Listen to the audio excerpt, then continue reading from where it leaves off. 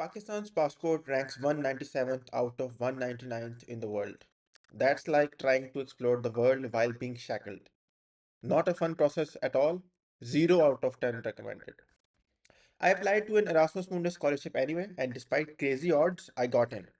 Then I had to actually leave, which required applying for visas in three different countries, getting a criminal record checked, apostilled, and then translated to Croatian, and a several inches long stack of paperwork. 6 hours before my flight, Iran and Israel started exchanging missiles.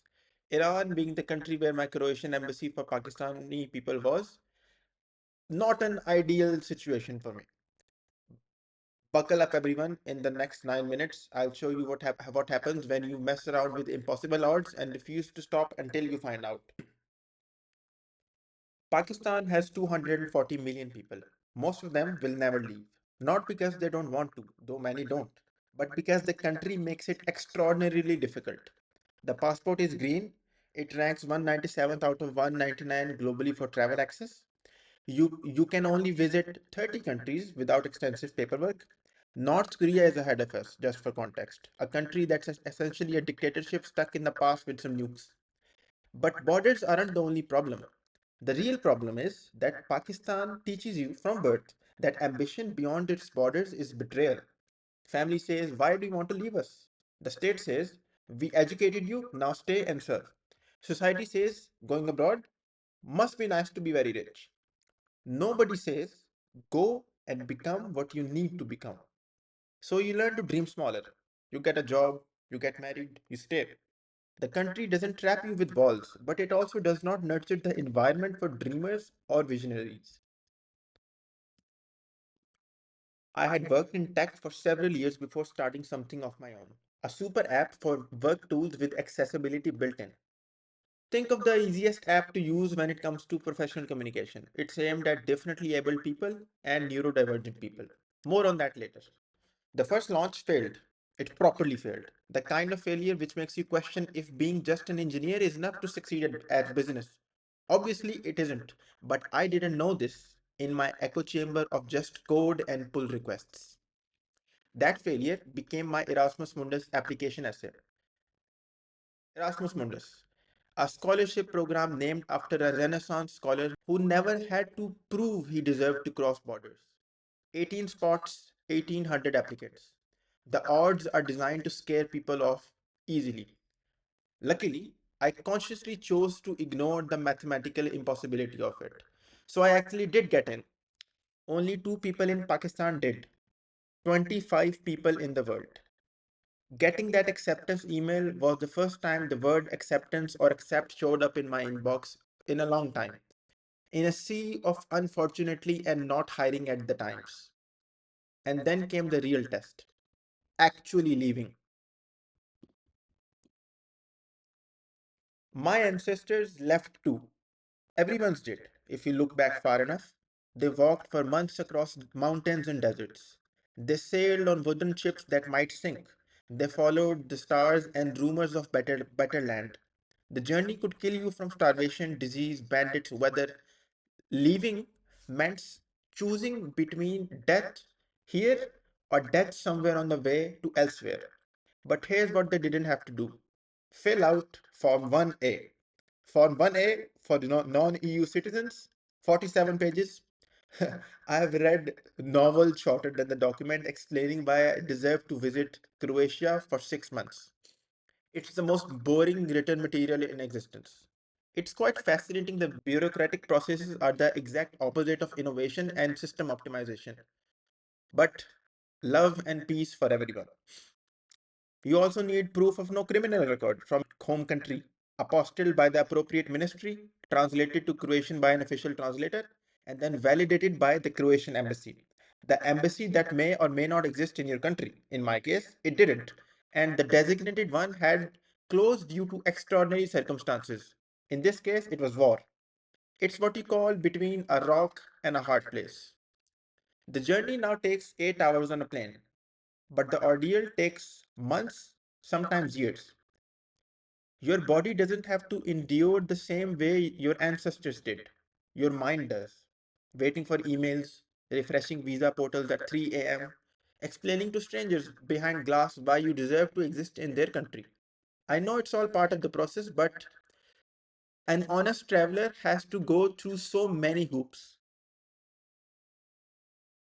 It is the dream of almost all Pakistani students who have recently graduated from good universities to move out of their country. This is just because they are given enough exposure to peek above the noise and chaos created by their environment, and they realize that not all of the world is on fire. There are pockets of peace everywhere. With the desperately difficult job market riddled with nepotism, a culture of pulling on each other's trousers, and salaries which can make people in developed countries gasp. Most of the salaries people here find very attractive in Pakistan are less than minimum wage in developed countries. I had done everything right. Iranian visa secured, flight to Tehran and then Zagreb booked. Goodbyes were said. Spirits were high. 6 hours before wheels up, Iran and Israel decided to have a disagreement involving missiles. I had many backup plans. None of them considered this variable. My ancestors had to worry about bandits and starvation. I had to check whether the Iranian air force had opened up or not. I thought to myself, no matter, let's try again. I said, what more could go wrong now? Spoiler alert, you will not believe what happened next. So I tried to get into the European Union through Romania, which is perfectly legal in extraordinary circumstances. The Romanian embassy in Islamabad rejected my application after a month of waiting because my case was not justified enough. I had a full scholarship to a European master's program. What more justification did they need? I thought to myself. I signed letter from the Pope or something. The guy behind the glass gave me that look. The one that says your dreams are very cute, but they are also very denied. After that, I made one last attempt. I went to Qatar with all of my belongings to apply for the Croatian visa at the embassy there. 2 weeks of waiting, 2 weeks of checking my phone every 30 minutes, 2 weeks of that particular anxiety where you're too caught up in the outcome to imagine anything else. When the approval came, I didn't feel joy. I felt the way you feel when you finally stop hitting your head against a wall. Grateful that the pain stopped, too exhausted to celebrate.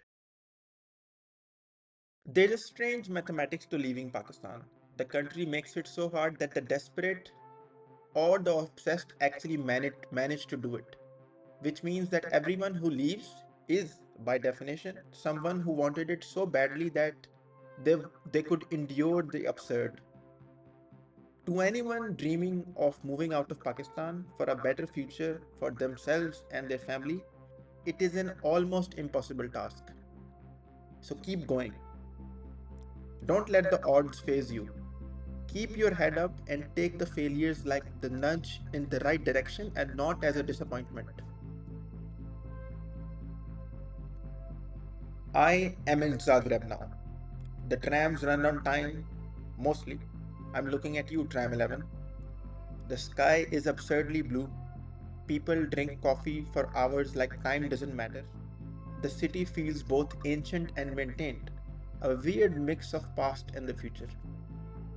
The people are seemingly cold here, but if you manage to connect with them, they are very good people. Eating croissants that are decent, especially the chocolate ones. Learning Croatian badly, making friends from every single continent except Antarctica, is a strange comfort in unfamiliar streets, a sense of belonging in places that will never truly be mine. And when I go back, if I go back, I'll sit in my childhood bedroom and feel like a guest. They don't tell you about this part, how leaving works. Traveling gives you home in 1,000 strange places, and then it leaves you a stranger in your own land. Khwala.